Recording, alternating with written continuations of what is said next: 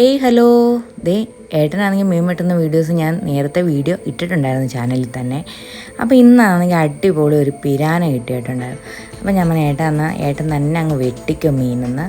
ഏകദേശം ഒരു 3-3.5 കിലോളം വലിയൊരു മീനായിരുന്നു കേട്ടോ പിരാന. അപ്പോൾ ഒന്നും നോക്കിയില്ല, പിരാനെ അങ്ങ് വെട്ടാൻ തുടങ്ങി. വെട്ടുമ്പോൾ നമ്മുടെ ഞാവും കരച്ചിലൊക്കെ ഉള്ള ഒരാൾ ഇവളെന്നാ ഈ കാണിക്കുന്ന ഒരു കുഞ്ഞു പീസ് മീൻ തന്ന് എന്നെ ഇങ്ങനെ വീഡിയോ എടുത്തുകൊണ്ടിരിക്കുകയാണെന്ന് തോന്നുന്നു. ഇഷ്ടപ്പെടുന്നില്ല ആൾക്ക് കേട്ടോ. ആൾ എന്നെ കുറേ ടൈം നോക്കി.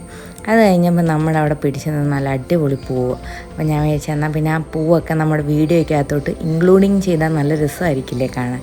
അപ്പോൾ അതൊക്കെ ആഡ് ചെയ്തെടുത്തിട്ടുണ്ട്. അപ്പോൾ നമ്മുടെ മീൻവെട്ട് അവിടെ നടന്നുകൊണ്ടിരിക്കുക. ഏട്ടനാണെങ്കിൽ എന്നാൽ അടി ഞാൻ പിടിച്ച് നിൽക്കാം, അപ്പോൾ നീ ഒരു വീഡിയോ ഒക്കെ എടുത്തോ എന്ന് പറഞ്ഞു. അങ്ങനെ മീൻവെട്ട് അങ്ങനെ തിമൃതിയായിട്ട് നടന്നുകൊണ്ടിരിക്കും. അങ്ങനെ ലാസ്റ്റ് മീൻവെട്ടൊക്കെ കഴിഞ്ഞു. അത് കട്ട് ചെയ്യുന്ന ടൈം എത്തിയിട്ടുണ്ട്. നല്ല അടിപൊളിയായിട്ട് ഏട്ടൻ കട്ട് ചെയ്തൊക്കെ വെച്ചിട്ടുണ്ട്.